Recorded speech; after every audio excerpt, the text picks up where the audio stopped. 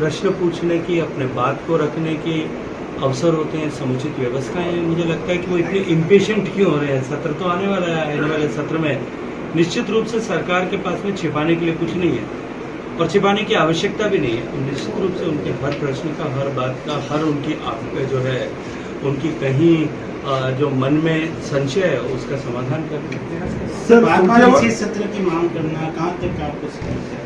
तो मुझे लगता है कि जब विपक्ष के पास में कहने के लिए ठोस कुछ नहीं होता तब वो केवल इस तरह के विषयों को खड़ा करके और ध्यान अपनी तरफ आकर्षित करने के प्रयास करते हैं।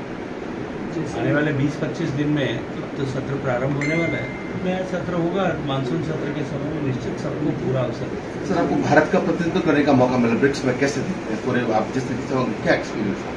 देखिए, माननीय प्रधानमंत्री नरेंद्र मोदी जी के नेतृत्व में जिस तरह से पिछले 10 वर्ष में इस कालखंड में भारत की तरफ देखने का नजरिया पूरे विश्व का बदला। भारत में हुई प्रगति और प्रगति की गति इनको देख करके लोग जिस तरह से चमत्कृत हैं। निश्चित रूप से भारत का विश्व के किसी भी प्लेटफॉर्म, किसी वैश्विक प्लेटफॉर्म, चाहे वो G7 का हो, G20 का हो, वो ब्रिक्स की समिट हो, वो जो है यूनाइटेड नेशंस का कोई भी प्लेटफॉर्म, आज उस पर भारत की बात को अनदेखा करके किसी तरह का निर्णय हो जाए, इस तरह की संभावना नहीं है। माननीय प्रधानमंत्री नरेंद्र मोदी जी के नेतृत्व में जिस तरह से विदेश नीति को पिछले 11 साल तक लगातार भारत के हित के परिप्रेक्ष्य में सरकार ने लागू किया, जिस तरह से माननीय प्रधानमंत्री जी ने अपने व्यक्तिगत कौशल से, व्यक्तिगत संबंधों से नए कूटनीतिक संबंध स्थापित किए, आज उसका परिणाम यह है कि भारत हर प्लेटफॉर्म पर सेंटर स्टेज है। और निश्चित रूप से भारत द्वारा प्रारंभ किए गए विषय संस्कृति के क्षेत्र में यदि मैं बात करूं, जिस विषय में जाकर के मुझे अभी संस्कृति मंत्रियों के सम्मेलन में बात करने का अवसर मिला था, जो विषय हमने प्रारंभ किए थे अपनी G20 अध्यक्षता के समय या उससे पहले भी, और जिन विषयों का सूत्रपात माननीय प्रधानमंत्री जी ने विभिन्न अवसरों पर वैश्विक मंच पर किया था, उन सारे विषयों को आगे ले जाने का काम इस ब्रिक्स समिट में भी हुआ है। और निश्चित ही भारत की संस्कृति और संस्कृति के आधार पर देशों के बीच में समन्वय, ये जो भारत की नीति और रीति है, इसको आगे ले जाने के लिए हम सब लोग सफलतापूर्वक काम करें। सर, ये जो 10 साल रहे तो आपको लगता है कि कल जब नड्डा जी जब राजधानी पधारे थे, आप भी साथ थे, उनके चेहरे पे जो खुशी थी, कार्यकर्ताओं में जो खुशी थी, वो एक बड़ा संकेत है? निश्चित रूप से। देखिए, पिछले 11 साल में जिस तरह से भारत ने प्रगति की है, जिस मुकाम से उठ करके भारत ने 11 साल में आज अपना जो स्थान विश्व में बनाया है, चाहे वो आर्थिक दृष्टिकोण से देखें कि हम जो 10वें 11वें नंबर की अर्थव्यवस्था होते थे, आज दुनिया के 4थे नंबर की बड़ी अर्थव्यवस्था है। अगर हम अपने सीमाओं की सुरक्षा के दृष्टिकोण से देखें, अभी हाल में ऑपरेशन सिंदूर के समय भारत की सेनाओं के शौर्य और पराक्रम को पूरे विश्व भर ने चमत्कृत दृष्टि से देखा है।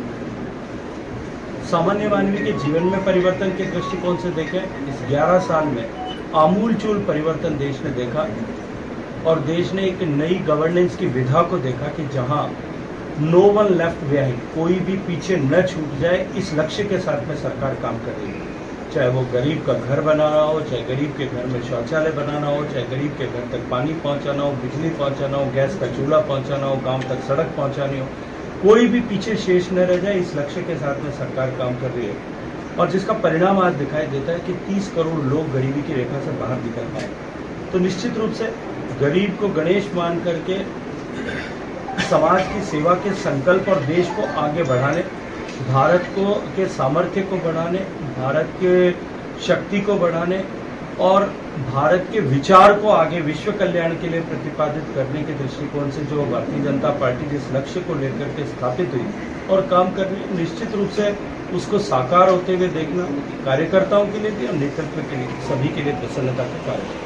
है, दुर्भाग्यपूर्ण है। और निश्चित रूप से उनकी और उनसे जुड़े हुए जिस व्यक्ति को गिरफ्तार किया गया और उससे जुड़े हुए सारे सूत्रों की और तत्वों की गहराई के साथ में जांच होनी चाहिए। ऐसे लोग जिन्होंने राष्ट्र की सुरक्षा के साथ में जानबूझ करके खिलवाड़ किया है, उनके जिस किसी से भी संपर्क है, चाहे वो पूर्व मंत्री हो या अन्य कोई भी हो, उन सब की गहराई के साथ में जांच होनी चाहिए। उनकी हर विजिट की, उनके हर संपर्क की, हर सूत्र की जांच होनी चाहिए और ऐसे राष्ट्र विरोधी तत्वों को उनके किए की सजा भुगतनी ही चाहिए, चाहे पीर पगारो हो या फिर गाजी फकीर। निश्चित रूप से। आज तो जिन दो लोगों का नाम आप ले रहे हैं, मुझे लगता है वो तो अब दुनिया में नहीं है, इसलिए उनका चर्चा करने की आवश्यकता नहीं है, लेकिन जो है उनकी भूमिका की निश्चित रूप से जांच होनी ही चाहिए।